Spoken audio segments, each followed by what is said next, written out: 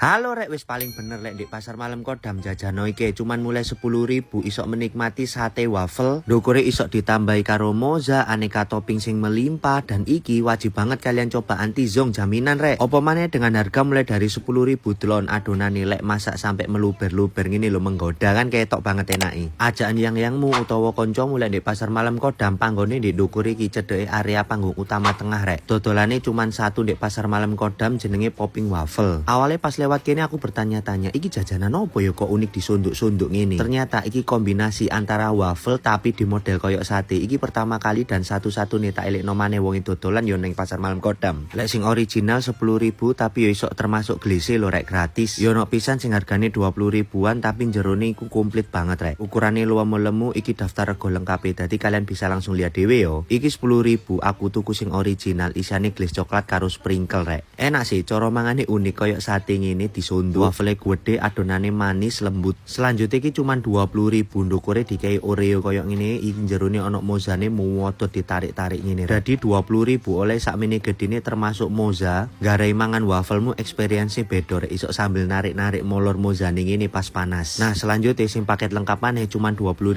cokolotus rek. Jobone dikai gles strawberry serta choco chips. Iki jajanan murah meriah anti-zong di pasar malam Kodam sing wajib kalian coba yo. Sing dodol cuman siji jenenge popping waffle, gerobaknya warna putih tulisannya biru. Ojo salah yo di pasar malam Kodam rek, langsung rene yo gaskan.